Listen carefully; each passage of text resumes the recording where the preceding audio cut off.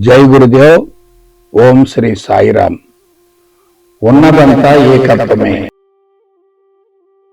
దివ్యాత్మ స్వరూపులారా, మనిషి ప్రాథమిక స్థాయిలో ఉన్నప్పుడు అంతటా భిన్నత్వం గోచరిస్తుంది. భౌతిక నేత్రాలకు రూపనామాలు, ఆకారాలు, రంగులు, వస్తువులు, పంచభూతాలు, వృక్షాలు, జంతువులు వగైరా వంటివన్నీ కనిపిస్తాయి. అదంతా జ్ఞానంగా రూపాంతరం చెందుతుంది. అయితే మనం జాగ్రత్తగా విశ్లేషించినట్లయితే ఆ రూపనామాలు, ఆకారాలు దేని నుండి ఆవిర్భవించాయి? శుద్ధ చైతన్యం నుండే, భగవంతుడి నుండి. శుద్ధ చైతన్యంలో సంభవించిన పరిణామం వలన భిన్నత్వంతో కూడిన స్థూల ప్రపంచం ఆవిర్భవించింది. స్థూల ప్రపంచానికి మాత్రమే సమాచారం ఉంటుంది. శుద్ధ చైతన్యానికి ఎటువంటి జ్ఞానం ఉండదు. వాస్తవ విషయం ఏమిటంటే, స్థూల జగత్తుకు సంబంధించిన జ్ఞానమంతా మాయకు ప్రతిరూపమే కదా. ఎందుకంటే ఏకత్వం నుండి ఆవిర్భవించి తిరిగి మరలా ఆ ఏకత్వంలోనికి ఐక్యం చెందేది ఏది వాస్తవం కానే కాదు. అంటే మన అంతరంగంలో ఉన్నదంతా మాయకు ప్రతిరూపమే. జ్ఞానం అనేది మనిషిని బాహ్య ప్రపంచం వైపుకు పరుగులు పెట్టిస్తుంది. అదంతా తెలివి, మేధా సంపత్తిగా రూపాంతరం చెంది మనిషిని దివ్యత్వం నుండి వేరు చేస్తుంది. అందువల్ల భూమండలం అంతట్లో ఒక మానవుడు మాత్రమే భగవంతుని నుండి దూరమైనాడు. అందుకే సమస్యల సుడిగుండంలో చిక్కుకున్నాడు. సృష్టికి ప్రతి సృష్టిని చేసే ప్రయత్నంలో సమూలంగా వైఫల్యం చెందాడు. అయితే ఎవరైతే బుద్ధి చైతన్యాన్ని కూడా అధిగమించి దివ్య చైతన్య వైపుకు పయనిస్తారో వారు మాత్రమే భిన్నత్వం అందుల ఏకత్వాన్ని గుర్తించి భగవంతునికి సన్నిహితమవుతారు. అదే మానవ జీవిత పరమార్థం.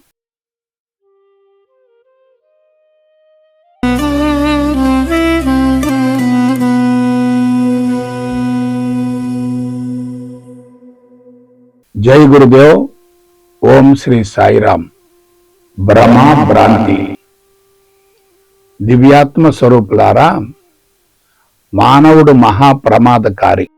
ఎందువలన? ఏదైతే తనకు అవసరమో దానికోసం ప్రయత్నించడం లేదు. ఏదైతే తనకు ప్రమాదమో దానికోసం నిరంతరం పరుగులు తీస్తున్నాడు. దీనిని ఏమంటారు? ఉన్న వాస్తవ పరిస్థితిని గమనించకుండా ఊహల్లో విహరించడమే కదా. ఇదంతా నాది అనుకుంటున్నాడు. నాకు కావాలి అని ఆరాటపడుతున్నాడు. నేను ఫలానా అనే భావంలో ఉన్నాడు. ఇదంతా వాస్తవమేనా? కాదు కదా. నాది అనేది ఒక భావనే, నాది కాదు అనేది కూడా భావనే.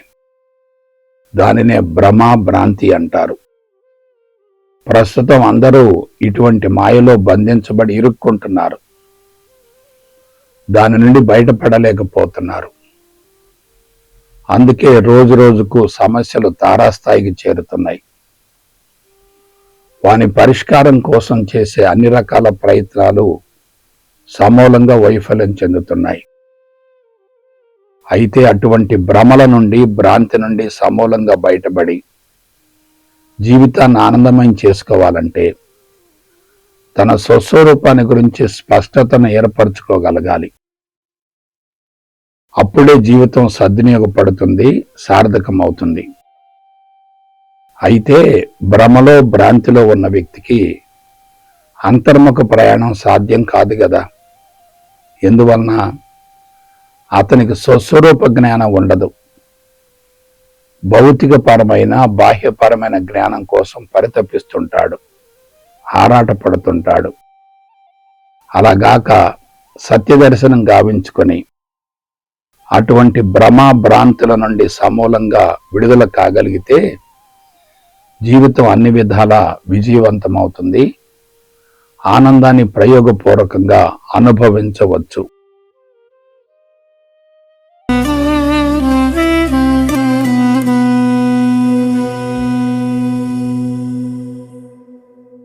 జై గురుదేవ్. ఓం శ్రీ సాయిరాం. అంతా భగవంతుని మయమే. దివ్యాత్మ స్వరూపులారా, ఆధ్యాత్మికత అంటే ఏమిటి? ఆత్మను గురించి సశాస్త్రీయ పంథాలో అవగాహన గావించుకొని అనుభవంలోనికి పొంది శూన్యస్థితికి చేరడమే కదా. అటువంటి ఆత్మను గురించి తెలుసుకోవడం కోసం ప్రాథమికంగా గురువులు అవసరమే, కానీ అంతరంగాన్ని స్పృశించగలిగితే బాహ్య గురువుల యొక్క అవసరమే ఉండదు. ప్రస్తుతం ప్రపంచం అంతటా ఏం జరుగుతుందో గమనించారా? అందరూ ఆధ్యాత్మిక మార్గంలో పరిణతి చెందటం కోసం బాహ్య గురువులను ఆశ్రయిస్తున్నారు. వారితో భౌతిక సంబంధాన్ని ఏర్పరచుకుంటున్నారు. అంతరంగాన్ని పూర్తిగా విస్మరిస్తున్నారు. వాస్తవానికి అంతర్ముఖ ప్రయాణమే సంస్కార శుద్ధికి మూలమవుతుంది. అదే సమూల శాశ్వత పరిష్కారం. అంతరంగమే గురువు అని తెలుసుకొనగలిగితే తనలోనికి తాను పయనించే అవకాశం ఉంది. అలాగాక బాహ్యముఖ ప్రయాణంతో భౌతిక ప్రపంచం పట్ల ఆకర్షణను ఏర్పరచుకుంటే పరధ్యానం పెరుగుతుంది. గురువులు సూక్ష్మ రూపంలో అంతరంగంలో బలంగా తిష్ట వేసుకొని అంతరంగ శుద్ధికి అవరోధం కావడమే కాక వారితో ఉన్న భౌతిక సంబంధం ఇంకా బలపడుతుంది. అది ఆధ్యాత్మిక పురోభివృద్ధికి తీవ్రమైన ఆటంకం అవుతుంది. అందువలన నవీన గురువులంతా బాహ్యముఖ ప్రయాణంలో ఉంటున్నారు కాబట్టి వారి వల్ల ఎటువంటి ప్రయోజనం కలగకపోగా ఇంకా తిరోగమనం జరిగే అవకాశం ఉంటుంది.